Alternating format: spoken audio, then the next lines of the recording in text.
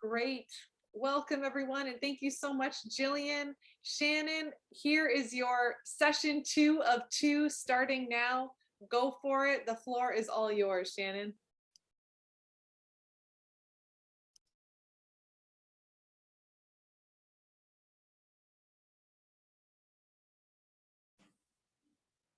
Can you hear me now? Sure can. You sound All great. right. We can hear you. Okay. All right. I'm just going to adjust my camera. This thing is so wonky. I hope this is okay. All right. So I'm going to just do a quick check-in to see how everybody did from yesterday's session. And if you guys want to share, how did you do? Did you continue any work where we left off? We did leave off. I did start to pucker. However, I did take it out, so I will start fresh with that. So the idea is that everybody should have their beadwork completed so that we can get right into assembling the moccasins this evening. Awesome. I am seeing some people showing their moccasins on there, which is awesome. Oh, we got somebody already got their puckers already done. Holy, yeah, awesome. Great. This I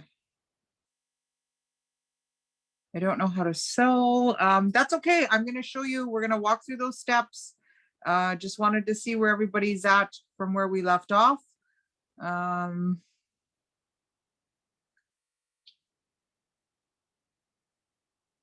Okay. All right. I was just looking at the chat there. Sorry. So this evening, what we're going to be doing is we'll be sewing our moccasins up. And if you've already done the puckering, you're going to just have to hang tight so that we can get everybody to that point. And then I can take you to the next step as to attaching the cuff. And then we'll possibly look at doing some embellishments to it. The video is uploaded from last night's session to cover the beadwork as well as the how to put the moccasin together. And that is a Facebook Live video that's tagged to my Nokomis Makings page. So if you need to review or need to follow along there, you can. And so I'm just going to quickly go over, these are our pieces that we're going to be using to sew our moccasin together. After the beadwork is complete, everything's knotted and tied off. You're going to take your vamp piece here, you're going to fold it in half. You're going to use a handy dandy pen, pencil crayon. If you have the black leather, I recommend a white pencil crayon, or if you have a metallic marker, that'll work. Just to mark so that you know that it's the halfway point. And it'll be on the opposite end of your beadwork, like the opposite side of your beadwork. And then you're going to figure out which side is going to be your inside for the base of the moccasin, which is this piece right here. And then what you're going to do is you're going to fold it in half. Again, we're just marking it so that we have the halfway point. Use my pen, put my mark there. And there's my mark, so that's my halfway point. So now this is going to be, this will be on the inside, and we're going to be sewing our moccasin inside out. So I'm going to flip this one back inside out again. I did show you guys yesterday, and I'll show you again today. So this is what it looks like inside out, and this is how we're going to sew it together. So you're going to put where your mark is at, you're going to put it face down. So your mark will actually be touching your work surface. And then the good side, which will be the outside of your moccasin, will be face up. Then you're going to take this piece here, this rounded, it kind of looks like a scrappy little piece here. This is called the welt. That is the piece that gets sandwiched in between the base and the vamp and gives it a nice finished look when we're done. So that piece there, you're going to lay right on top of your base piece. It'll just lie right on top. Then you're going to take your vamp piece with your beadwork. So your beadwork will be facing down. And then you're going to just line it up with the markings of the base to your vamp, just like that. And then it's ready to sew. So I'll quickly, before we start sewing, I'm going to quickly go over. You're going to grab your card with your sinew, unravel your sinew from it. You're going to use your index finger and your thumb, smooth out your sinew. And we're going to split the sinew because this one piece of sinew, there's 3 to 4 threads on it. So we're going to split it just like a cheese string. So you're just going to grab a hold. I don't start at the top. I usually go down just a little bit and I make one split and then I'll start pulling it. And it'll start splitting in a few different directions. So it'll split 3 or 4 times. And that's okay. So you're just going to separate it.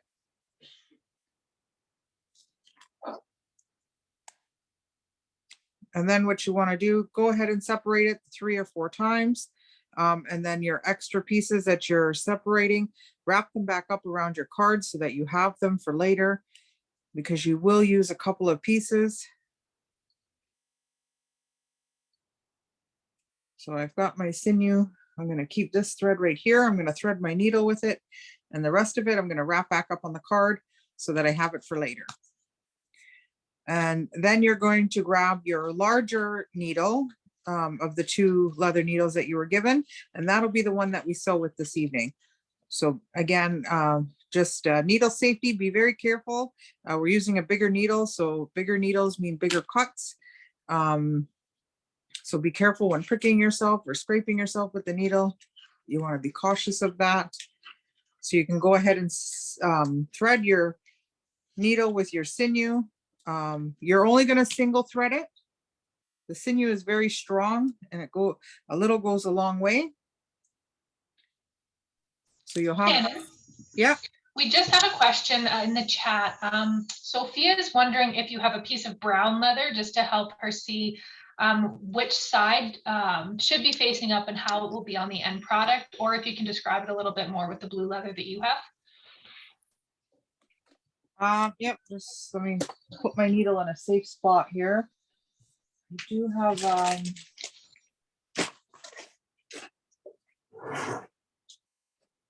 story. I'm just trying to find what I did with that brown one I had.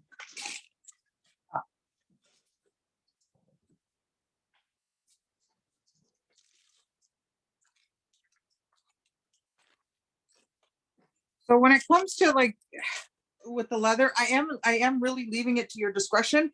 And I say this only because depending on the leather that you've got, there's various of colors. There's white, tan, brown, black, the blue, the pink. There's lots of different colors that circulated out through your kits. And depending like on the piece of leather itself, it might be scored up. And if it's like really, if it looks like it's in rough shape, you really just want to use that on the inside. So I am saying use your discretion. However, with this brown one here, the suede side, which is the darker brown, that'll be the inside. So the shiny side, which is the leather side, that is like the leather side is like the outside of your skin. So it's durable and it's smooth and soft. So this will be the outside of the moccasin. So if this is the kind of similar leather that you're using, your suede side, the darker side, the softer side will be face down on your work surface and your leather side will be up. So hopefully that helps you. If not, like I said, pick a side and just go with it. And just when you're sewing, when you get to your second one, you want to kind of do the same side so that they're both right side to you, whatever that may be. Great, thank you, Shannon. And what about the smaller thin piece? Should that be on the same side?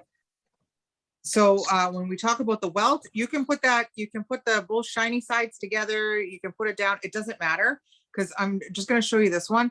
And you can't even tell because it gets trimmed down so far. So it makes no difference once you put the welt in. Okay, thank you, Shannon. You're welcome. So I'm going to set this one aside.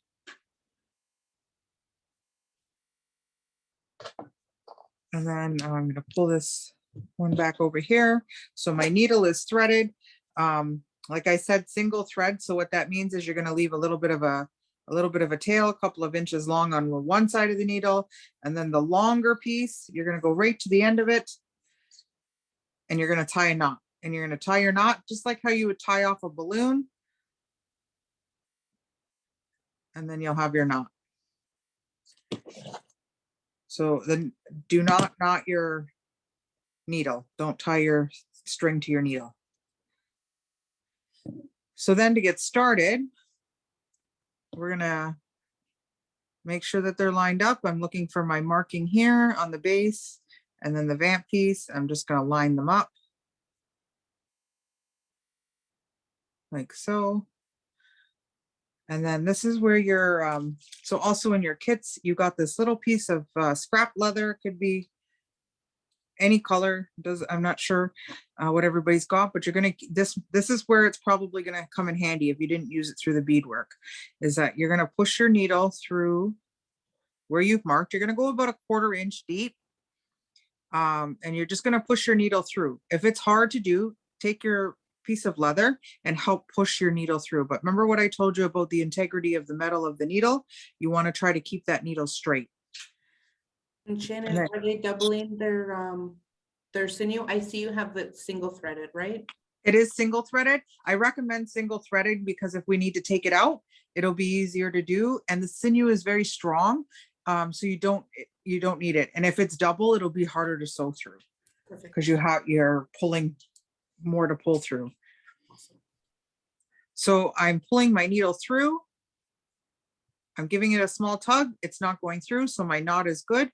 And I'm just going to go over and I'm going to stitch that same thing one more time, because right now it's only one single thread that's gone through, but I want to wrap it. So it's going to come back. I'm going to come back where my knot is and go over it. And then I'm going to push my needle through and pull. So now what we're looking at is it's all intact. Everything's held down in place. And now I'm good to start. So if you're left-handed, most likely you'll feel comfortable going left to right. If you're right-handed, you'll most likely go from right to left. So it's that is totally up to you. I am left-handed. So I generally tend to go from left to right. So when we're puckering, and that's these handy dandy little puckers right here, these are the only thing that you're going to be moving here is going to be this back piece, your vamp and the welt. The welt is going to stay flush with your vamp. And the only piece you're going to be moving is this back piece, the base of the moccasin. And you're going to use your index finger and your thumb, and you're just going to push a little bit together so that you have a pucker or a pleat, just like that. And then I'm going to hold it together, all three pieces. I'm going to hold it together with my index finger and my thumb. And I'm going to take my needle here and I'm going to use my thumb and my index finger to guide my needle through. So I'm going to be very careful not to run the needle through my finger. And I'm just going to run my needle through the side here. And it's going to come up right beside that pucker. If you can see that, it's coming right there by the pucker. And then I'm going to pull it through.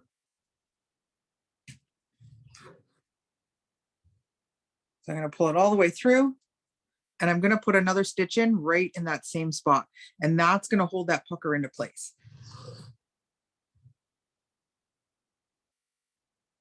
And do the amount of puckers have to be equal on both sides?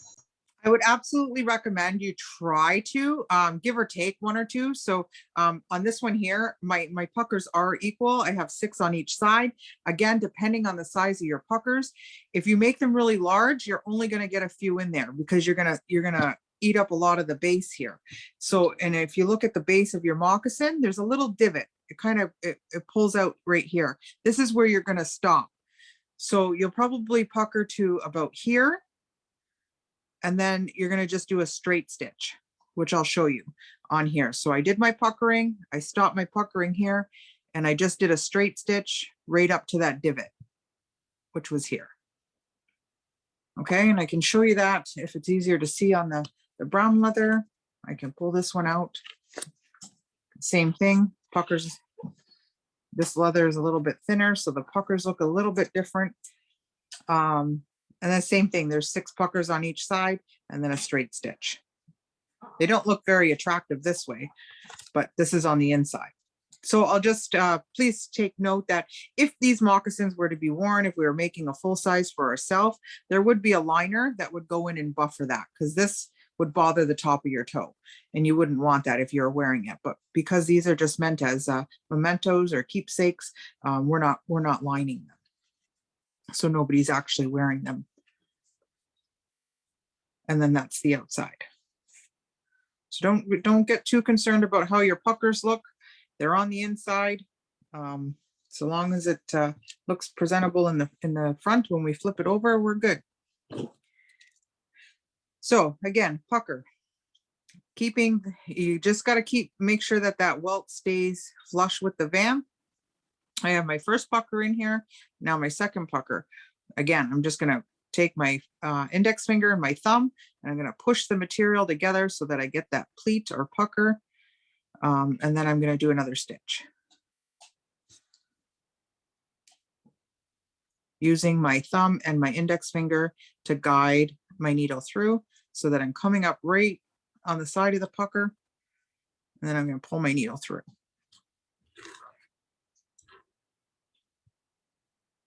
And then I'm doing a stitch right in the same spot because I want to make sure that that pucker stays in place. Pulling my needle through, giving a tug, and then I'm going to do just a plain stitch, a straight stitch right beside it, because I want to put a little bit of space between those puckers. So I'm just going to do one stitch, not doing anything, just a stitch, and then another pucker. Again, index finger and your thumb, push the material together to make that pleat or pucker. And then I'm going to use my thumb and my index finger to guide my needle through, coming up on the side of the pucker, and I'm going to pull through. And then I'm going to put another stitch in the exact same spot to hold the pucker into place.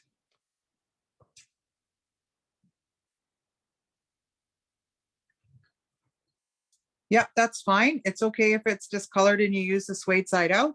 Suede side kind of looks nice, and depending on leathers, if you have the moccasin split leather, this is double suede, so I'll show you a sample of one. So it's suede side, both sides. Same, just like this blue, it's kind of suede side, both sides as well. It looks nice. This was a sample of one that was sent in.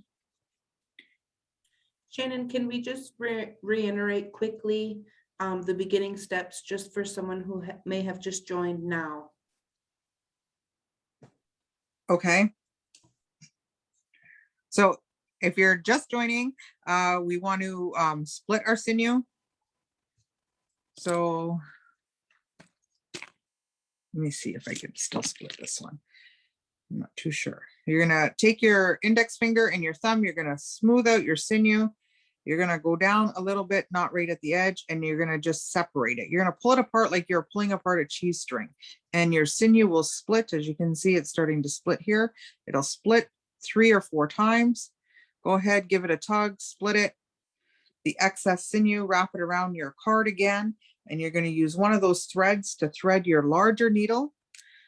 We are only single threading it, so you're gonna have one shorter thread on your needle, and then the longer thread is where you're gonna knot. You're gonna knot there.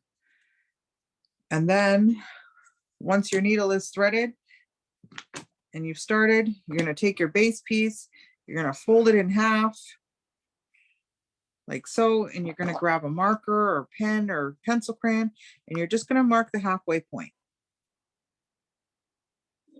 because we want to know exactly where we're working, and we want to have we want our moccasin to be like equal on both sides. So then you're going to take your beaded piece, same thing, you're going to fold it in half like so, and I'm going to mark it so that I know that it's half as well. And now that I've marked it, as you can, I don't know if you can tell on this one, but it's a little bit marked up. So this is going to be my inside, and my marking is right there. So I'm going to flip it over, and that's going to be face down on my work surface, because we are going to be sewing our moccasin inside out. I'm going to take this welt piece, I'm laying it right over top.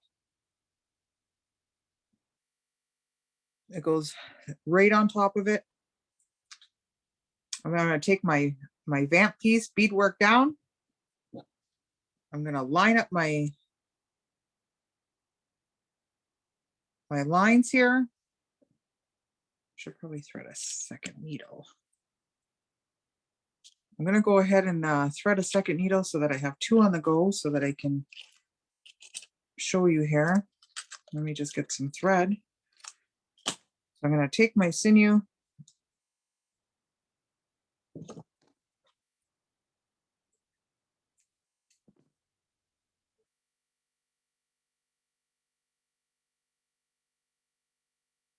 Thread my needle, I hope. Hey, Shannon, can you put your hands a little bit closer to the camera? I'm just trying to thread my needle, sorry. Oh, you're good. I know it needs to be in the camera, but it kind of needs to be at my eyes. Right. Let me grab another one. Let me So see. it's just a single thread. So we're doing a knot at the top of the needle. You're not going to do your knot up here at the eye of the needle. Okay. So as you see, I just threaded it. It's barely through. I'm going to pull it just a little bit, a couple inches in. That's going to be my tail. I'm going to leave that side alone, the little side. Now I'm going to go down all the way down to the end of my long piece of my sinew. And this is where I'm going to tie my knot. So to tie my knot, I'm going to wrap the sinew around my fingers, just like tying a balloon. And then I'm going to take this little tail, I'm going to push it through the loop, and then I'm going to pull it. And then there's my knot. And I'm going to do that one more time because I want to make sure that my knot is not going to pull through my leather. Like so. I always trim off the end. You don't have to. It's just, it is my preference. And then what I'm going to do is, again, I'm going to grab my pieces up. My markings are in place. And the most important thing here is you're sewing through all 3 pieces. You're going to go about a 1/4 inch down and you're going to push your needle through. If it's hard to do, grab your scrap piece of leather that was in your kit and you're going to use it to help push your needle through. Keeping in mind to keep your needle as straight as you possibly can, because that's where you're likely going to break it if you're bending it, because you're going to weaken the integrity of the steel. And now I'm going to go, so my needle is through. Now I'm going to go over and I'm going to go back where my knot is and I'm going to go back through.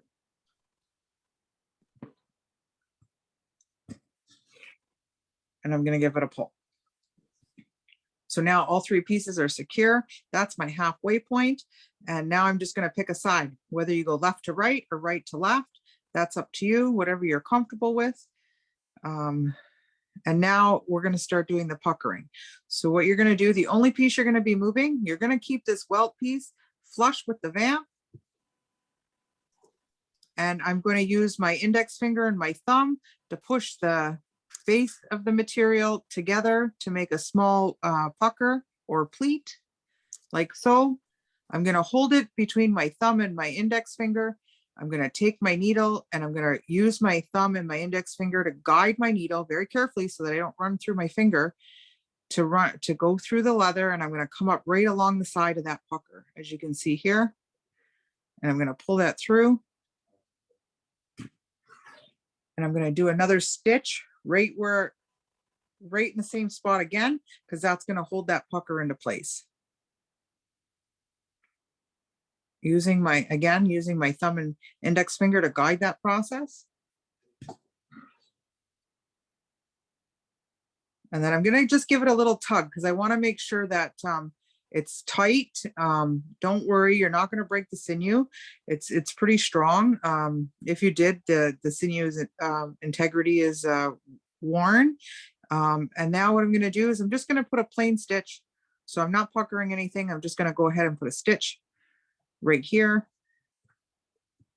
just so that I have a little bit of space between my puckers. And pull that through. And now I'm going to make another pucker using my thumb and my index finger, push the material together. I'm going to see, as you can see, I'm going to keep my puckers about the same size. So that's what you want to strive for when doing this. And how many you're going to get is going to be up to you. I get about six or 7. Whatever I get on this side, I'm going to strive to do that on the other side so that I keep them equal. Otherwise, they'll be a little off. Pull that through, and then I'm going to do another stitch right beside. Just a straight stitch, and then I'll do another pucker. So it's pucker, straight stitch, pucker, straight stitch. So I'll do about 6 of those. And then there'll probably be about this much. There's that little divot in the material there, and there'll be a bit of a straight stitch, and that where the divot ends here is where you're going to stop.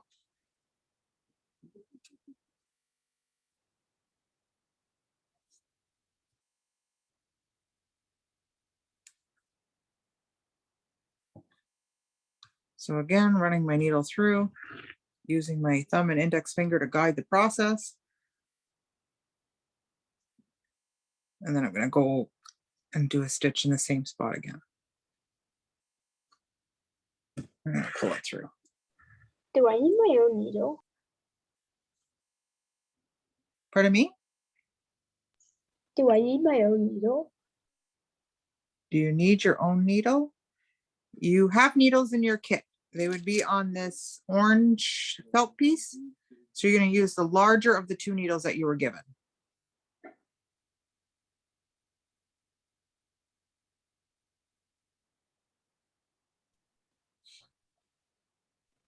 Okay, thank you. Is there a video on how to do this? Because, yeah. Is that Connor speaking?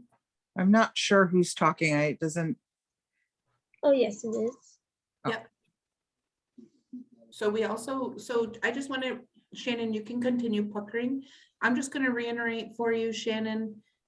We have a couple youth that are wanting just clear instructions how to start and without holding anything up. For those of you who are wondering how to get to Shannon's point, you are laying your provided, what do you call the provided lining piece of leather, Shannon? The welt, this piece right here. I have another piece. I can walk through this again. Perfect. So base piece again, one more time. You're going to fold it in half. You're going to mark it. Just want to make sure I'm marking the right side, which will be this side. Okay, so I'm folding it in half. I'm just putting a little mark using a pen, pencil crayon, marker, whatever you have, just a little mark like that so I can tell that that's the middle. I'm going to take my vamp piece, which ideally would be beaded. So the bead work would be underneath. This is the back side of it. I am going to fold it in half. And then I'm just going to put a little mark so that I know that that's the halfway for the vamp. Then I'm going to take this handy dandy welt piece. I'm going to turn my base piece over so that my marking is on my work surface, so down. I'm going to take this welt. I'm going to lay it over top like that. And then I'm going to take my my vamp beadwork down, and I'm going to line up my markings that I just marked for the halfway point. And I'm going to take my needle and my sinew that I already threaded, and this is where I'm going to start to sew. Does this look about right? 1 second.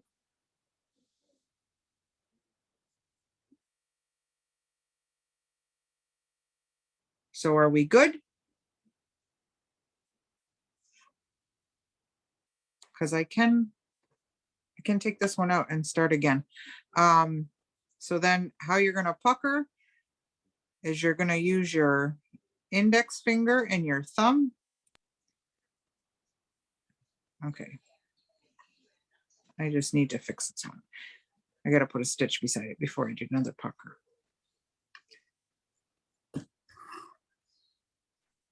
Great Yeah. job, everybody, using the chat to seek help. Good job. Absolutely. So yeah, I use my thumb and my index finger to push that material. I want to keep it consistent, try to have my puckers look the same. And then I'm going to run my needle through using my fingers, my index finger, my thumb to guide it. I'm going to pull my needle through. Look what happened here. The other side of my welt got caught up, and that's okay. I'm just going to pull it out very gently. There we go. Now I'm going to pull my needle through. I'm going to put another stitch in right beside it.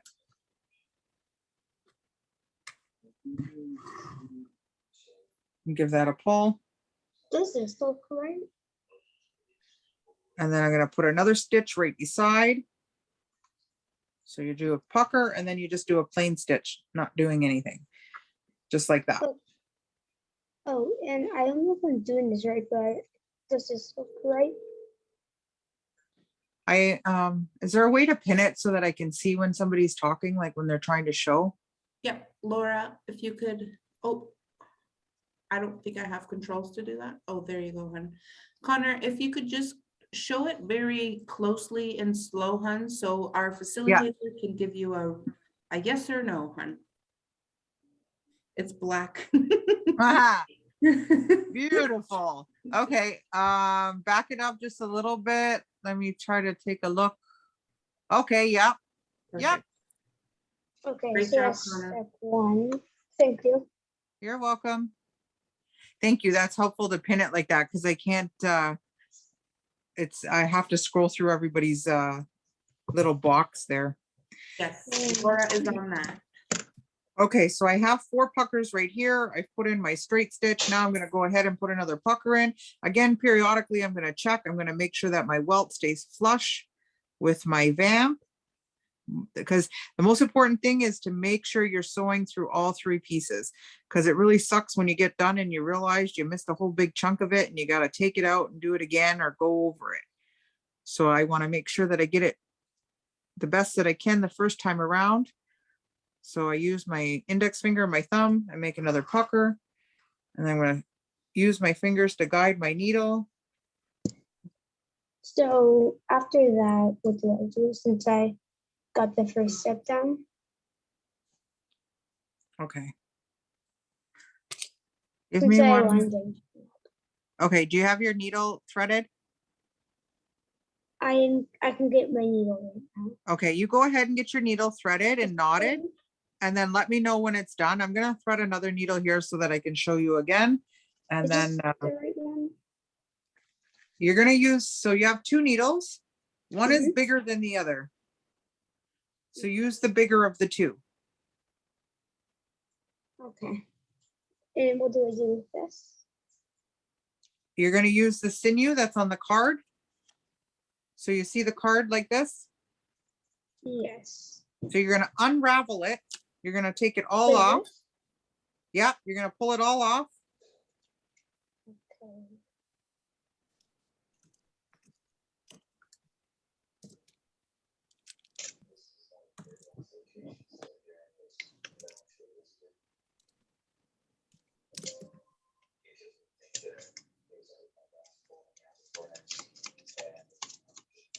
I'll figure it out. I got to find another needle to use. Okay. Okay, so now what you're going to do once it's all off, I'm going to show you Mhm. how to split the sinew because the sinew needs to be split because it's really thick right now. So I'm just going to cut another piece off to show you how to split it. So take your finger, your index finger and your thumb, and you're just going to smooth that sinew out like this. And now you're going to pull it apart. Like You're going this? to, yeah. Mhm. And then now what you're going to do is you're going to pull it apart like a cheese string. Okay. So look at, if you can see what I'm doing here, I'm not right at the top. I'm kind of down just a little bit. I'm going to pull it and see there's a whole bunch of threads in there when I pull it like that. Oh yeah, I see that. Yeah. So it's like I said, Like it's like a that? cheese. Yeah. It's like a cheese string. Go ahead and pull it. Like that? Yep. Keep pulling it. And it's going to, you're going to get like 3 or 4 strings off of it. Okay. It's So just pull them. going. You're going to pull them all. Pull them all apart. Okay. So I'm gonna make it into an everyone string by pulling it apart. Pardon me? It's just making an everyone string, is that normal? Yep. Okay. You're going to have a few of them. So you're going to make sure they're going to pull apart 3 or 4 times. So you're going to take the extra ones that you're pulling apart. You're going to wrap them. You're going to wrap them back up. Okay. So that you don't have them all tangled. So now I can let go. My pucker's in place. I'm happy with it. Now I'm going to do just a plain stitch right beside it. So right beside that pucker, I'm just going to run my needle through 1 stitch. I can't spruce. I can see. Who was edge that? Just like that. Give it a tug.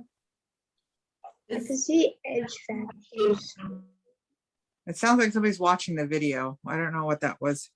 Yeah, I think your mic is a bit messed up. It looks as if somebody was just rewatching the video and was just unmuted for a moment. Great. So let's just be mindful, all of our attendees, to remain on mute unless you need Shannon's undivided attention, right? Just to respect everybody else's space. Just giving that reminder. But I love everybody reaching out. Great job. I pulled so many sinew Like pieces right this? now. I can't even find my needle. I can't see him anymore. Connor, was it? Yes, I got it into Okay. one so far. Okay, so that, yeah, once it's all apart, what you're gonna do is you're gonna take the extra ones and you're gonna wrap them back up on the card so that they don't get tangled up and so that you have them for later, because we will use them again. Okay, because I only got one detached. I only got one. You pulled one off? Yes, like this big long one. Okay. Okay, so wrap up the rest and then you're gonna take that big long one and thread your needle. I wish I could thread my needle. I don't know where it went. All I got is that little skinny needle left. Okay, I'm gonna have to use it.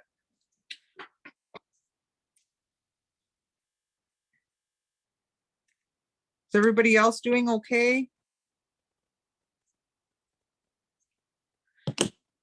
It's really repetitive once we get to this stage of the puckering. And I know once the puckers are done, you're just gonna go over to your next moccasin and you're gonna do the same process. Okay, so once you've thread your needle, Connor, you're going to tie a knot. You're gonna leave a little bit hanging on the one end. Oh, look at, there's my needle right in front of my face that whole time.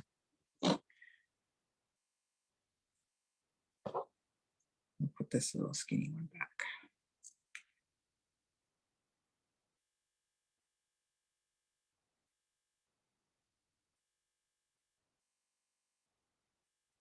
Pull your needle through your your sinew through your needle. You're gonna leave a little bit hanging on one side. I'm just looking for my needle. I'd like to just try something out quick. I put my Zoom in gallery view, so I have a bunch of stickers on my screen. I just like to do a test using the raised hand icon.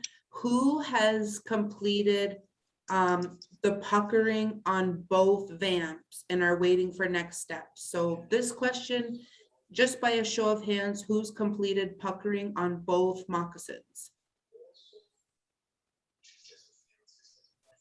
Okay, great. That's all I wanted to know, just so that we know. Awesome, awesome. Just so that we know who is waiting for those further instructions, but good job, Shannon. We're all still working on puckering. Okay. Thanks, Jill. Yep. Okay, Connor, you gotta knot your thread, the long one. I'm just looking for my needle. 1 second. Okay. Let me know when you find it and you got it all ready to go.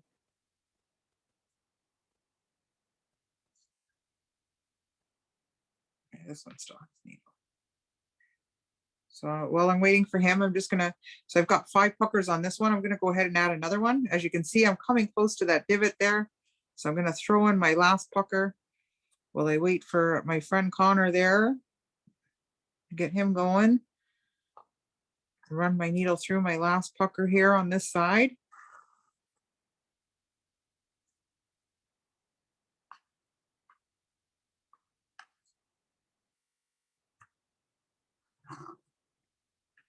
So now I have my 6 puckers in. I have a little bit of space there till I get to that divot.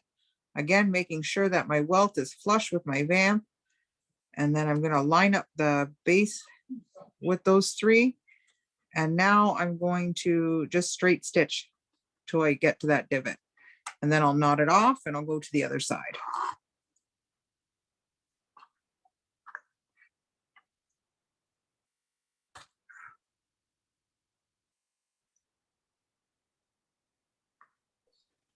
Okay, so I have a problem.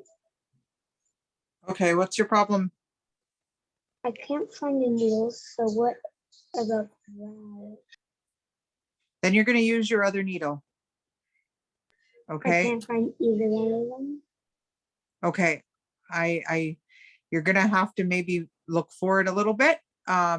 We provided everybody with 2 needles, and that was one of the things we talked about in the beginning, was to be mindful to hold on to them because we only have 2 to get us through the project. So maybe just maybe turn on a light or a flashlight and have a look around, stand up, make sure it's not stuck into your clothing, and hopefully you can find it, and then we can pick up where we left off. Perfect. And some of the youth are asking if there's a set due date. I was just instructed. Obviously, the goal was to finish the moccasins with 3 sessions, but I was just informed from a YSO, December 2nd is the absolute deadline. So if you didn't get as far as you may have thought within these 3 sessions, to keep working on them, following Shannon's direction and keeping close connection with your YSO, because upon completion, you will receive your 6 hours of volunteer.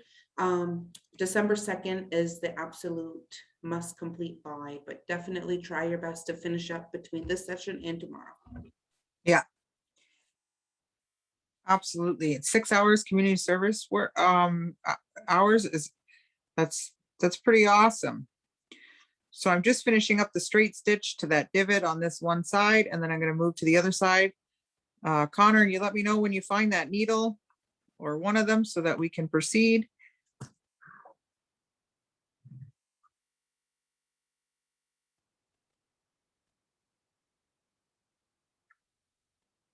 Yep, that's okay. It happens sometimes where we have to take out our work and start over. If you feel the need to do that, again, too, on the back of your card, there's the link to my Facebook page. If you use the QR code, there is a live video that is posted that I did that walks through what we did yesterday, and also for today as well.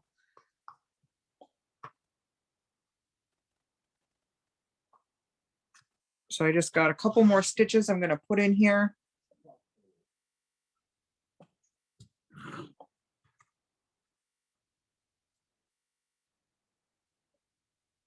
I'm right at the divot right now, so I'm going to just do 1 or 2 more stitches just over the divot.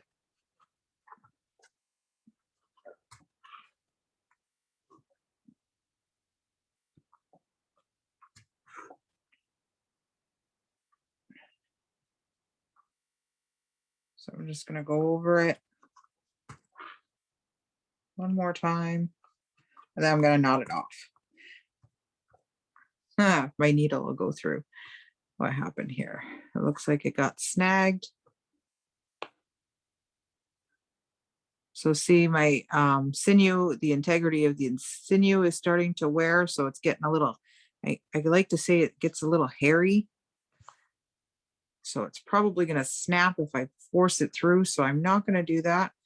I'm just going to try to pull my needle back through. This is one of those problem solving moments. And troubleshoot my issue here. Yeah, pull my needle back out. So I'm going to show you what my hairy sinew looks like. As you can see right by the needle, this usually happens. I found them. You found them? Good stuff. Good So job, get your needle threaded, and then let me know when it's all threaded and knotted, and I'll walk you through those steps. So you can see right here, it's a little hairy. This is a good spot to know that it's time to change or cut that piece off. So that's what I'm going to do. Cut it off, pull my needle out. It's supposed to look like this, right? Just so I remember. Yep. Okay. So I've done that. It's good timing for me because I was done anyways in that spot. So now how I'm going to knot it off, I just turn it to the side here. I'm going to make a loop like this, and then I'm going to take the long string, put it through the loop, and it's gonna have a little twist in it now. And I'm gonna use my fingers to open up that loop so that it pushes the twist down to the base of the leather, put my index finger over it, and now I'm gonna pull. I'm gonna do that again. Loop. Okay, so what am I supposed to do? So, Connor, Yes. I have a really, really great idea. Mhm. If you go into the tech room, you know how we have our website page and there's a tech Mhm. room? Sam will be in the tech room and she'll give you she'll give you the help you need one-on-one, hun. Does that Okay, I'll sound, do it. yeah, does that sound helpful? Yeah, how do I get there? Yep, so you'll leave this meeting, you'll go on to the event, the Opportunity Knocks Edge Factor page, and under Friday, well, you'll see, let me help you, hun. Let me just make sure I can guide you. I want to give you clear directions, one moment. Right in the. So, yep, so Connor, when you go onto the Edge Factor page, if you scroll down under Friday, you'll see need help, quiet room, or what did you think? Click on the need help and someone will be in there waiting. Sam will be in there waiting for you to arrive, okay?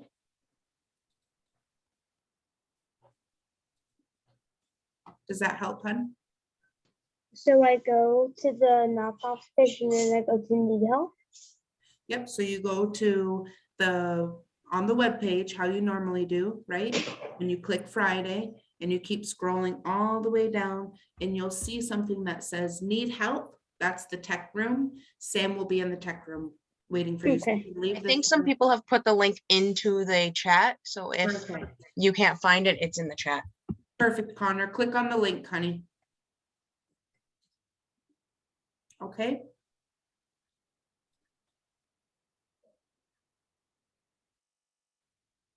Awesome. Okay, so I've done the straight stitching. So now I have my one side complete. Now I'm gonna go over and do the other side. So I'm gonna start right back at the top where I made those markings where we started the first time. And now I'm just gonna work from my right to my left. And what I find, because again, I mentioned I was left-handed. So when I go Okay, from I'm my, gonna leave.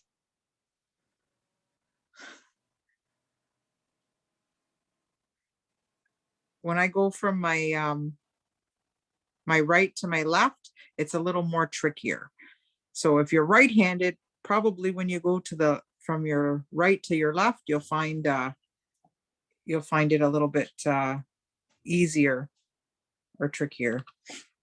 I lost my thought there. So I just want to move that over a little bit. So again, puckering, I want to make them similar to the first side that I did in size. And where are we supposed to stop the puckering? So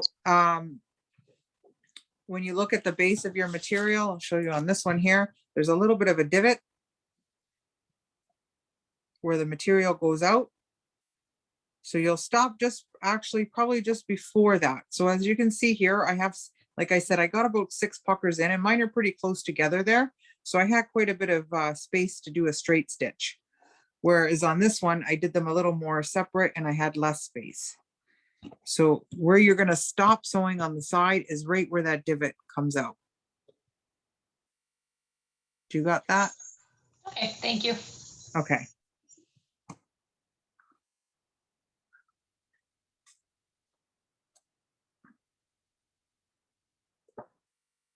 So pushing my material together to make that pucker, making sure that I'm going to sew through all 3 pieces. Using my thumb and my index finger to guide that process to get that needle through. And going over it twice.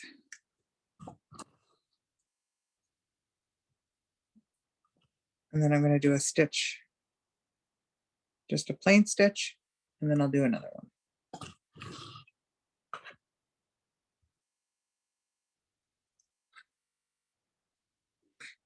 Now another pucker.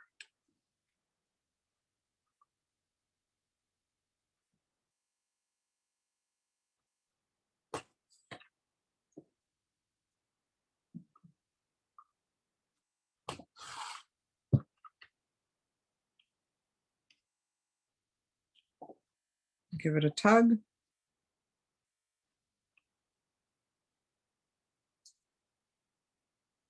And then a straight stitch. This is what I mean about the repetitiveness. It's just when you get to a certain spot. How is everybody finding the puckering? You've got it down pat. Are you struggling with it? Is there anything I can do to help ease that?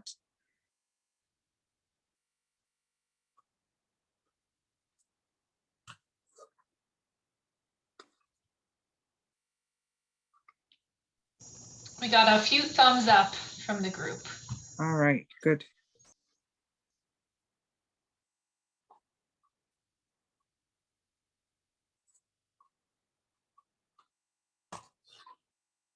Can be a little tricky sometimes. You don't realize how much strength you actually need in your fingers when you're doing this kind of thing.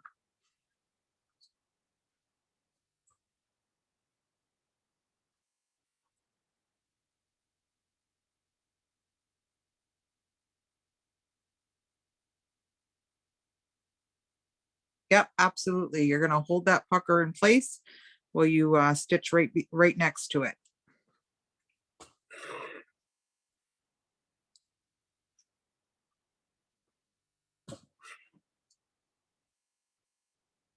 It gets easier. The more you do it, the easier it becomes.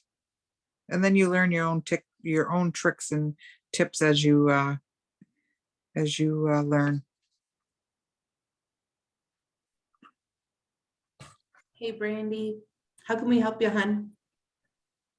Let us know what the struggle is and we will help.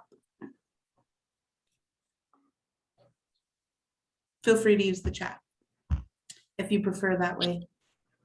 Yeah, if you tell me where you're at, I can back up if need be, and I can try to guide you through the process here.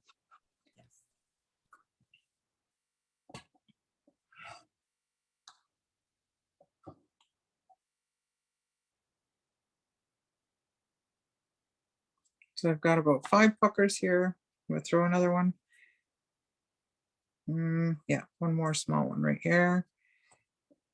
I think I'm good.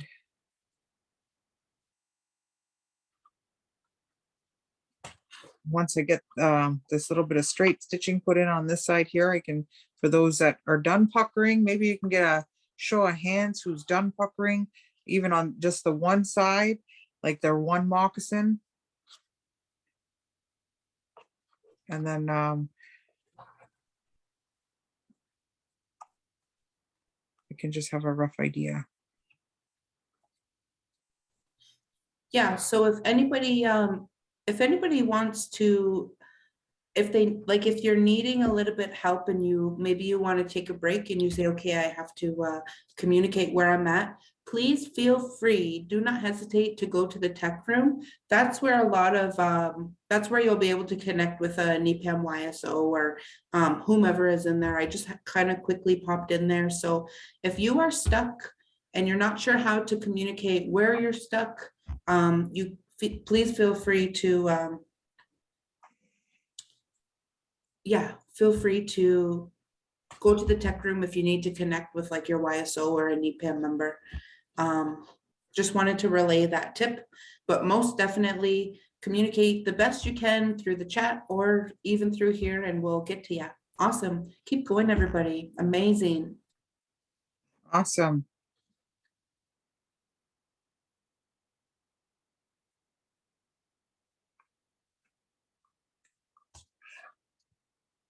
Yep, if you need me to show you how to pucker again, I can definitely do that. If you're struggling with the actual sewing part, if you're finding it hard, you're having a difficult time pushing the needle through, again, you do have your handy dandy scrap piece of leather. It will help you. It is just a matter of building your strength in your fingers, but also it also teaches you where your limitations are at too, or where you need to strengthen them. So sometimes it's just take a minute. It might take you a little longer to get there, but that's okay. there is a video posted, so you can use that to help you get where you need to go, to get through it at your pace. But I am here and I'm happy to back up and go over those steps again. Hi, Jay.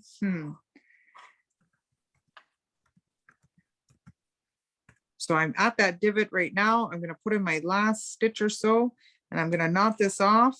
And then, did you get an idea of how many are done their puckering, at least on the one full mock? I can show them how to sew up the back, if those of you are ready for that. If you need a lesson on how to do the puckering again, please let me know. I do have another sample here. I can do that again too.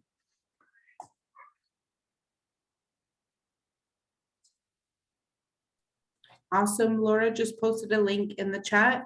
That's a direct link because it is a Google Meet.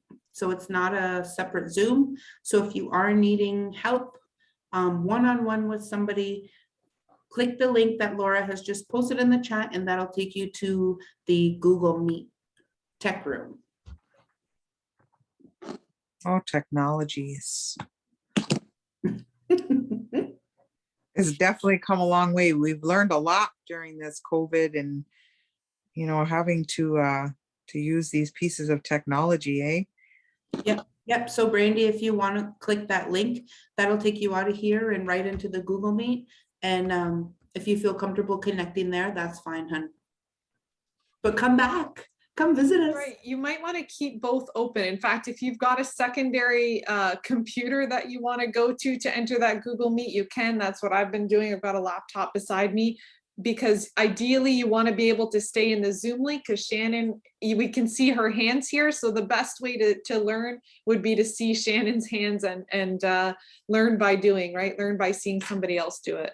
Absolutely. And also know on your cards that your sinew is on, there is a QR code that will take you directly to my Facebook page, where there is a Facebook Live video that's uploaded there that will walk you through the steps we did yesterday, right through for today as well.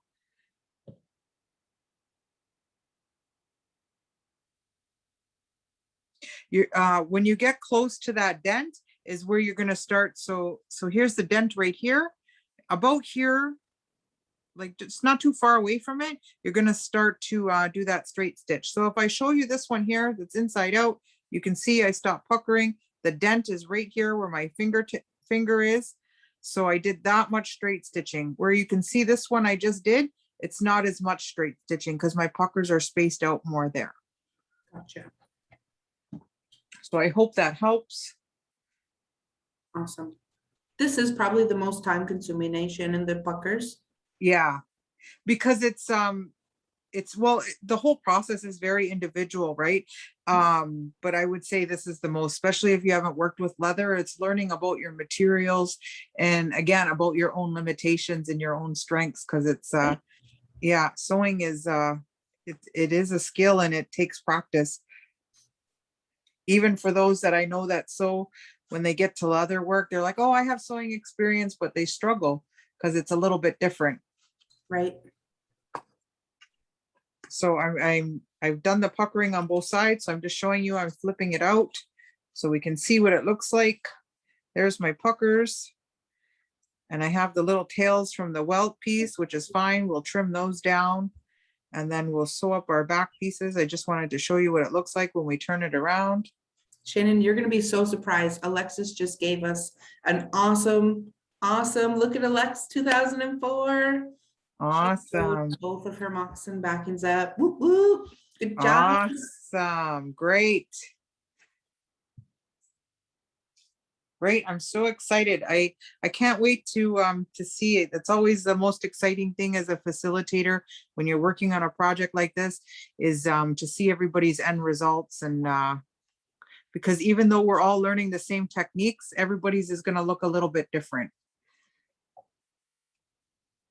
So if you guys are good, if you've gotten your sides, both sides puckered up, you can flip it around to the right side in, and I can show you how to trim the welt before we sew up the back part. If everybody's good with that.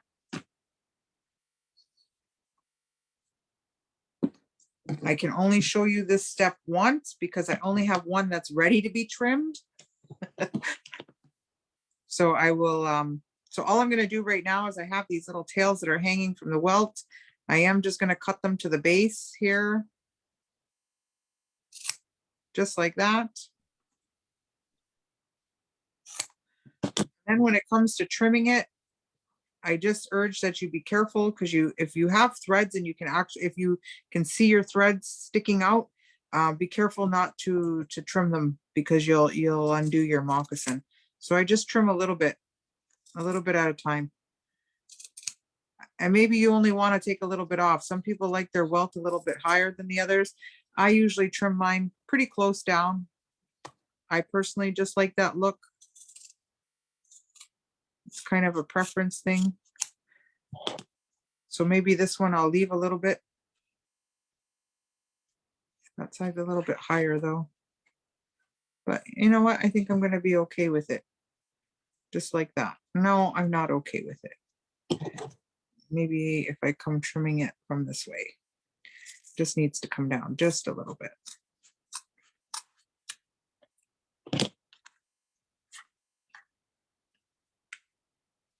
Okay, now I will just even that out. So I'm happy with the way that is. I'm going to leave it a little bit higher than I usually would. And now I'm ready to stitch up my back piece. So for those of you that are done your puckering, you have both done or you have one done, I will show you how to stitch up the back. I just have one question. Yeah. If they're struggling with the puckers, is there an alternative stitch that they can do? We have Nathan, he had said, I can't do the puckers. Can I do a straight stitch? I just wanted to bring his question to light. You almost have to pucker. So maybe if you could just make your puckers a little bit bigger, just because the whole point of the puckering, I'll try to explain it. I hope it comes out the way I can see it in my head. So with our material, I'm just going to show you, we have this big piece of material here. I'm going to lay this moccasin right on top of it. So what needs to happen is, as you can see, I'm going to line it up. And there's this much material now that's been gathered up through those puckers to bring it in. If we don't put those puckers, these are going to be very big and floppy, and they're not going to connect correctly. So if you can make your puckers a little bit bigger and spaced out, that's okay too. I'm just going to take a look. I got a couple of other samples here. Okay, so here's one I can show you. There is only a couple of puckers at the toe on this one, and then it's a lot of straight stitching. So you can do that too. So maybe you want to try that. If you'd like, you can go ahead and try to straight stitch it all. I'm not really sure exactly how it's going to look. I've never done that. I'm going to turn this one inside out so you can just take a look. So see, they did just a few puckers real close at the toe, and then they did all that straight stitching. So you can go ahead and give that a go.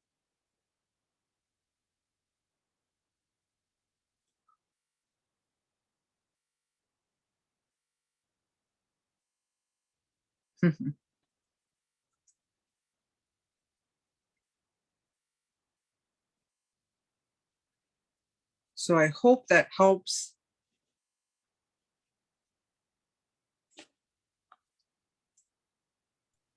Yeah, and definitely, if any of our youth, right, Shannon, if you're feeling a little bit stuck in the moment, it's really good just to, take that moment to take that breath. Shannon has lots of years of experience doing moccasins. Some of this may be your first time exploring this new technique. So definitely we understand if you need that moment to take a breather, to get yourself together. I just wanted to, I know we were encouraging our youth to go to the tech room for help if you may have needed, but I just want to ensure that the youth know Shannon is the expert at this. So although There may be a one-on-one that'll help you feel better. If you are looking for your instructions for your next step, this is probably the best place. And put your request in the chat and we'll get to it the best we can. Just wanted to relay that, just because some of our YSOs or NEPAM employees may not know exactly where we're at in, where we're at in these second stages, right? This second session. Absolutely. Yeah. Absolutely. And no, too, like I said, the video is posted, so you can go back, you can scroll through the video and get to the step where you need, if you need to watch it a few times. And I'm more than happy to back up and try to walk you guys through it the best that I can. And it's a matter, I wish I had a pair from the first time I made moccasins. I was 14 the first pair I made, and they're baby ones, but there is no baby in the world that could wear those moccasins. And, even my few pair after that weren't all that shabby, and it takes a long time to get there. And this is something that I've been working on, and I'm always revisiting it and looking for new ways to still improve. Even 20 years in, there's still lots I can learn. And yeah, I'm just happy that I can share as much as I can with you guys right now. Maybe in another 10 years, my facilitation might be even better. I'm sure it'll be on point with the technology by then. Oh, trust me, definitely. Shannon, I know how it is to facilitate something so hands-on, right? Virtually, and it definitely gets better. You're doing an amazing job as a facilitator. These are just the things that we go through, right? Not being able to be side by side. And for myself, I'm a very hands-on learner, so I have to position myself the way you're positioned. Like even trying to do what's that, Just Dance, right? Trying to play that Just Dance game, their hands over this side, my hands on this side, and I'm like, okay, wait, I have to literally turn around to face that position. So Yeah, so we definitely understand, and we will get through this together. Awesome. absolutely. Yeah, I know when the COVID stuff first started and I was doing some online stuff, I didn't have my handy dandy arm tool thing. I have this thing that clips to my table, and it's got a bendy arm, and my phone clips to it. Hence how you guys can see my hands and the working going that way. Before, it was like I was holding it up to the laptop little camera, trying to, like, can you see that? Am I positioning it? It was just, yeah, it's definitely challenging. And we're doing our best, all of us, to get through it. And I think it's a great tool moving forward, because it helps us connect in different areas, and and even out of the comfort of our own homes. So yeah, just all you can do is do your best. Again, the video is there for you. Also, my email address is on there. So if you ever just, if you want the extra help and you want a one-on session, even with me, you can email me. I'll tell you my day job. I'm a youth worker. So I'm available. I can do a one-on-one session through Zoom or through whatever Teams platform, if that's something that you need as well. So I am flexible, and I'm here to learn from you guys, but I'm also here to share with you too. Awesome. And how we're gonna help Shannon to know where we are at. I know I did kind of like a raised hand just to get a show of hands for both vamps being puckered, but if you can use the chat, because I see names, I see Aaliyah, Hunter, Alexia, Tegan. If you can use the chat just to say, I am doing my pucker on one moccasin, or I'm on my second moccasin pucker, that'll help Shannon know where everybody's at. She's going to continue finishing her second, actually that's where you are, Shannon, the backing, eh? Yeah, well, that's what I'm Okay. wondering, if anybody's ready for this step. If not, that's fine. I can pucker my other one here while we wait. It just helps to know where I'm at. Awesome. I don't want to jump too far ahead of everybody, and then I don't have anything to catch up to show them with either. Oh, we got good words from Jason. Shannon is an amazing youth worker. She does so much and provides so much support for youth. Always happy to have her help in our communities. Wonderful. Thanks. Wonderful, Jay. Okay, we have Someone was having internet trouble, so she missed most of today's session. Unfortunately, that's okay. We have another session together. There's also a video uploaded on our page. Just finishing the puckering on the first mock. Finish both puckers. Me and my brother are ready for the next step. Finish both puckers. I'm ready for next step. I realized my sewing pieces were backwards, so now I'm restarting. Okay, so at least you know how to get to the point you were. You're backtracking, almost done the second. So we do have majority finishing their second pucker, which is great. And then some still working on the first. And the good thing about still working on your first is you'll have plenty of time between tonight and tomorrow to repeat the same steps for your other side. Great. Absolutely. Absolutely. Okay, so then I guess what I'll do is I will go along and we'll sew up the back. So if you haven't trimmed off your welt pieces yet, I would suggest doing that. So there's probably like little tails like this still hanging on them. Go ahead and trim them off. And then you're just going to trim down to the best that you're comfortable with. And then we'll sew up the back. So I am going to turn this back inside out.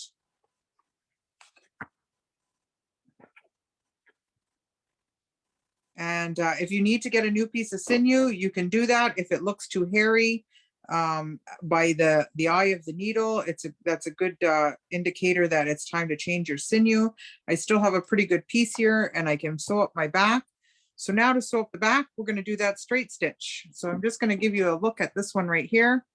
So this is what it looks like to sew up the back. And I'll show you how to do this tee off. Don't go right to the bottom because there's a piece here we have to cut so that we can get that flat edge. So we're going to fold the back of our moccasin in half so that we're lining it up. And I'm going to just show you with my thumb. So the bend in my thumb, I'm going to line that up with the very bottom of the moccasin. So that's probably right here is where I'm going to stop straight stitching. So from the top to here, I'm going to straight stitch. So making sure that I leave about that much space, just like where the crease is in your thumb. Okay. So I'm going to go ahead and stitch that up. My sinew is knotted. I'm going to do a straight stitch.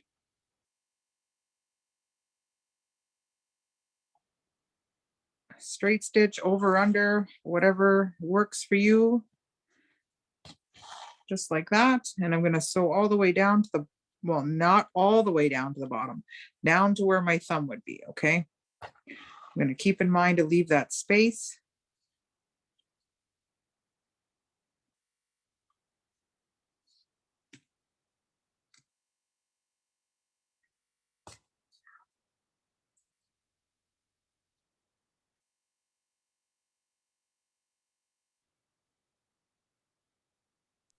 Someone in the chat just mentioned that they have 3 inches of extra lining, the long, skinny U-shaped part.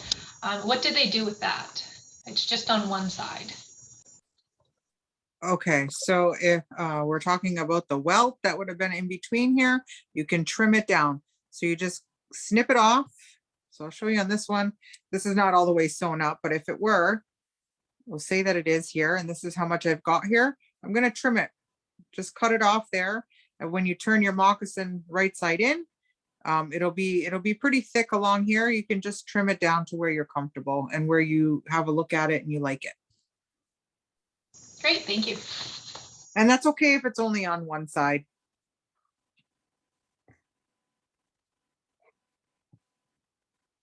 So yeah, I'm just going to go ahead and I'm going to, like I said, straight stitch this all the way down to about my thumb.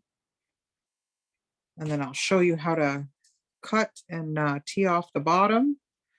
And then we'll be good to attach our cuffs. And then for tomorrow's session, it'll be just a catch up. And then for those that get their cuffs on both of them, I'll show you how to embellish them a little bit.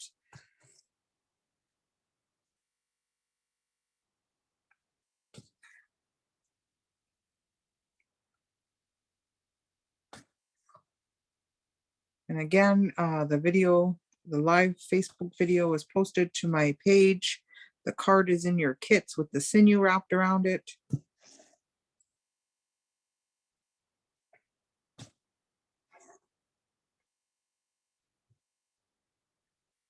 So I'm just gonna measure. Yep, I'm almost there. I think I'm there actually now. I'm just gonna double up my stitch right here. Okay, so now that I'm there, if you're not quite there, that's okay. But if you could just stop and take a look so that you have this step, so you can see what's happening here. I've got my straight stitching down. I'm going to take my thumb and I'm going to cover my threads because I've bent it so that I have a bit of a triangle there. I'm going to put my thumb over it like this, and then I'm going to use my scissors and I'm going to snip that triangle off.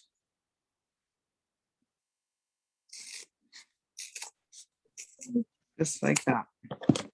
And now I have that flat edge so that it will look like this. All right, and I hold my finger over so that I don't snip my thread, because if I snip my thread, I got to sew it all over again.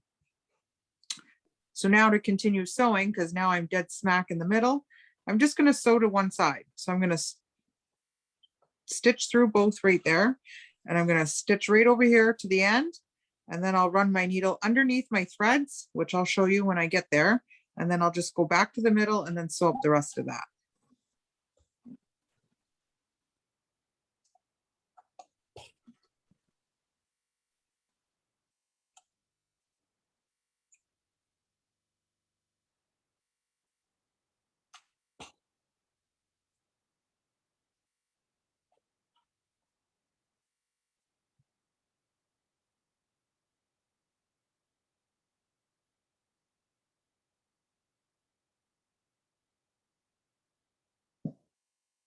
Yeah, if you'd like to get, if you would like to make another pair, or you can purchase materials from Crafts, which is on Six Nations.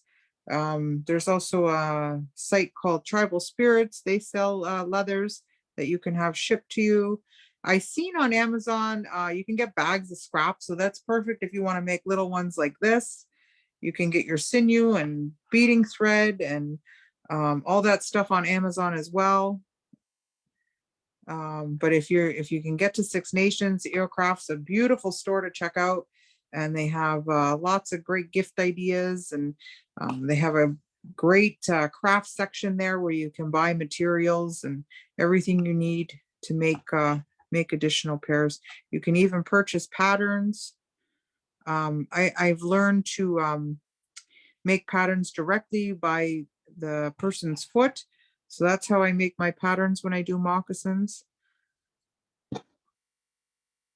So now I've sewn up to the one side. Now I'm gonna run my needle underneath my threads there. I am gonna use a piece of leather because I'm gonna have to push my needle, and I don't want it going through my skin. And as you can see, my needle is coming out over in the middle there where I started.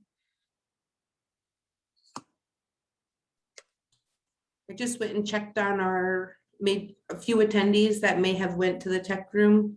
They formed their own little catch up on the pucker beading circle. Awesome. So I was given direction from Larissa that the show must go on. So I bounced back there just to say, hey guys, how's everybody doing? And kind of report back to you, Shannon. So yeah. Awesome. I'm happy to hear it. And you know what, actually, and that's exactly what would happen if we were gathering in person, right? We'd be sitting at tables and we'd be looking to, the people across from us or next to us. And, so it's a great way. I'm glad that they're able to do it in a smaller, what's probably working for them in a smaller group. Yeah, definitely. So, yeah, so I ran my needle back through, and now I'm just going to stitch up this side. Perfect. Emily says, how did you snip the ends again? Is it the access, Emily, that you're talking about, hun? Yeah, I snip a few things. So Perfect. if you mean the welt, if it's the welt, say this was all beaded up or beaded up sewn. Ooh, we have Hunter wants to see the completed moccasin again. He just needs a visual. The inside out one? He probably, yeah, he might mean the, like, show it right side out, Hunter. This is right side There out. you go. Yep, awesome. Okay. Don't mean to interrupt. Can you show the back part where you're working? Because I kind of understand. I'm gonna ask a question because I'm Okay. just starting that part. Okay. So, is my camera on? Or hello? I'm not even sure who's talking. Okay. See, I'm looking too. Okay, that makes sense. Never mind. I don't need my camera. I understand what's going on now. No, that's okay. You don't have to have your camera on. We can hear you, hun. What's your name? Laura. Laura. Okay, Laura. Oh, It's just Yeah, it's I'm just just good. like, because I heard like I was like, do you do it sideways or did you make it into like a T? I did. And I what see you made it into a T. Yeah. So what I did is like when it was sewn up, it kind of Yeah. was like a triangle like this, Yeah. and then snipped.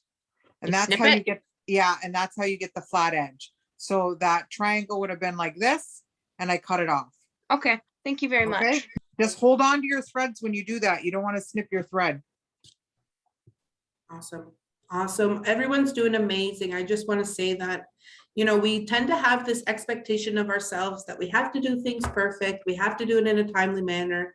But when it comes to something like learning this skill, and Shannon, I love when you talk about, I had read, I don't know if it's on your site, but I love when you connect the techniques like this sewing, making moccasins was, you know, something that's older than our time. And when we do this, we reconnect with those, you know, those old techniques or those old ancestral ways. Of course, we would say like crafting, right? But back then Yeah. it wasn't crafting. These were their shoes, you know, these Yeah. were their, Yeah. it wasn't something that was just, oh, I'm going to make a craft. It was definitely something that you would want to learn for Yeah. yourself, or else you'll have bare feet, right? So, Yeah. Mothers had to make moccasins for their children. You know, for Anishinaabe people, when it was rice harvest, you know, there's rice dance that takes place, and that usually requires a new pair of moccasins. And so, you know, you made them, and even today, that tradition is still alive and well for our powwow dancers. And you know, they need new moccasins, and it's our responsibility to make them, right? And so it is still a practice that's still here. But I think sometimes we have to relook at it, and it gives you a new perspective when you think about, you know, these are the things our ancestors did daily just to get by and survive. Where, you know, you can't just walk into Soft Mocks or, you know, get on Manitoba Muckluck's site and order them. You know, you're putting your love and your skill and your good intentions in. And that's something I mentioned yesterday, right? About those good intentions. There's no wrong way when you set out with good intentions. So, you know, even with my first pair of moccasins that I talk about that that were all weird and jacked up, and my daughter's toe went right through them. But you know what? They were perfect because my love and my good intentions were put into them. You know, thank God I've come a long way with my techniques and sewing since then, but it's still love and my good intentions are still in there. And that's something we need to remember, whatever it is that we're doing, or sewing or crafting, or however it is that you look at. Awesome. And we have Hunter, he's just asking to show the back stitching up close once again. Okay, so when I stitched it, I folded it down from the top. I left a thumb width where the bend of my thumb is, and I sewed straight down. Then I positioned it like this so that there was a triangle there. So I'm gonna make the triangle with my fingers here like this. I held my thumb over my threads and I cut that little triangle off. That gives me that flat edge, and I stitched that up. Awesome. Awesome. And I think that was probably the best advice that I was given from an elder, is that we have expectations. And although, you know, having expectations of ourselves to strive to be the best and strive for success, when it comes to something like that takes your love and your patience and your tenderheartedness. It's almost better to lower the expectations of perfection, right? Lower the expectations of getting something done, especially like this, if you're trying to rush, right? Definitely lower the expectation and enjoy taking your time to pucker, enjoy taking your time to figure out what's the best position to wiggle your needle through so you're not hurting yourself, things like that. So sometimes I was told in my time, even being in youth, like when I would join the Centeration and different projects, the best advice was to take that moment of stillness and just be in the moment of learning, right? Sometimes we like, oh man, I couldn't get that step, or I need it repeated. But if we just kind of lower that expectation and be in that moment of learning to our own pace, we enjoy it. We enjoy it a little bit more rather than easily getting stressed or discouraged. But I'm loving this. We have all of our youth, that are still with us. You're still treading through, and that's amazing. You're doing great. Awesome. Absolutely. You're not born a moccasin maker.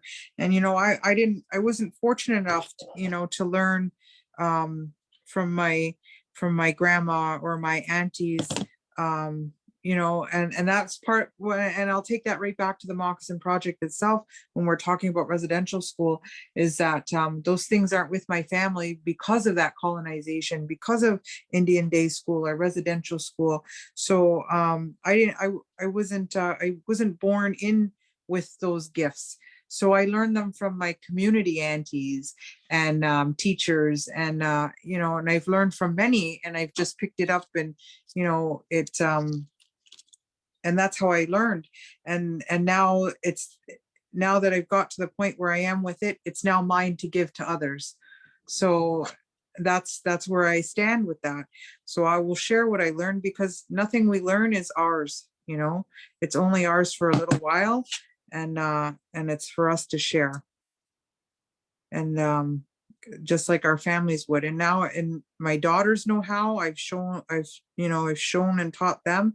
I have grandchildren, so I will show them. They like to play in my beads, and every time I make a pair, I'll have a little pair of moccasins like this I've made, and they're like 2 and 3.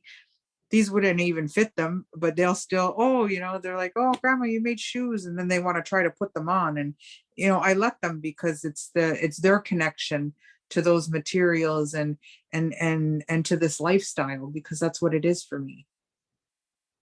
Awesome. Beautiful. Beautiful. I love that touch. All right. All right. Great job. So how is everybody doing there? I'm just rethreading my needle. I'm going to go back to puckering this one up.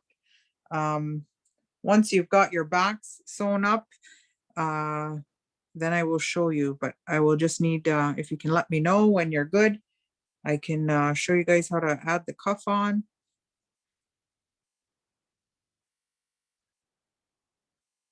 It must be this needle.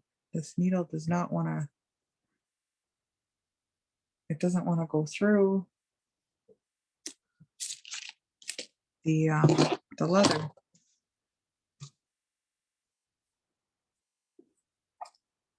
What do I do with the good needle? Switch needles.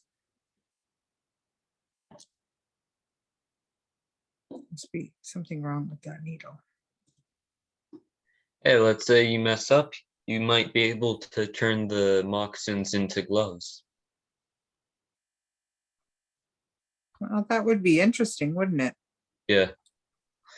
But sadly, I only got one done, because when trying to knot the one side, it just decided to come apart. So I just kept going through, like I went through where it came apart 2 or 3 times to essentially anchor it on the one side, which was the first one, which it sort of annoyed me, but I went through. Yeah, that's all you can do is, you just do your best with it. You can always go back to it and take it out and do it again, or it's totally up to you. Yeah. And sadly, since mine is black, it doesn't really show the puckering good on my camera, since my camera is not as good as my phone camera. Oh, that's okay.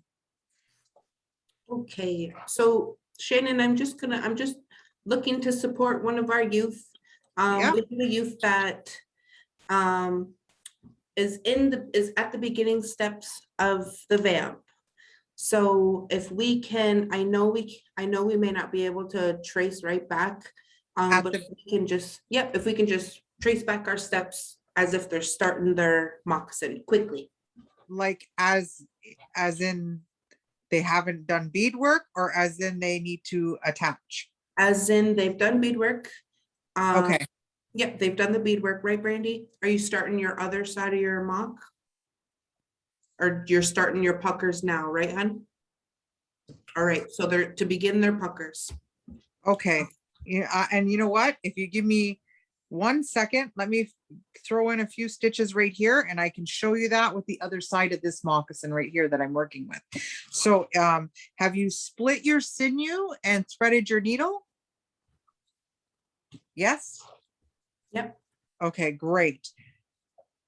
So I am just going, and you've marked your leather pieces for the halfway points? Yes. Okay, great.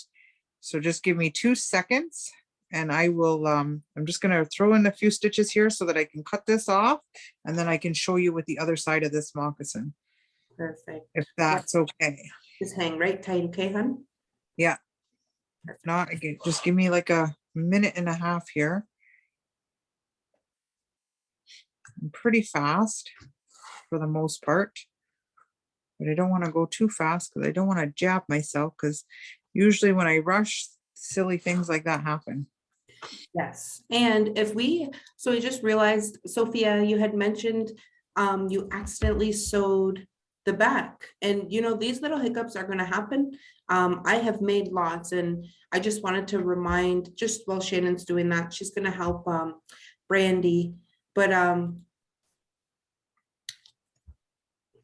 sometimes when we're trying things out for the first time, we want it to be the best. And when we have hiccups or we do some things on an accident, it's almost like the creator showing us that there's that energy, right? There's that positive and there's that negative energy. And how can we embrace that, right? So again, that perfection, right? Let's lower that standard. Let's lower that expectation that we're going to get it right on, because especially if this is our first time, that's how we're going to learn to be better.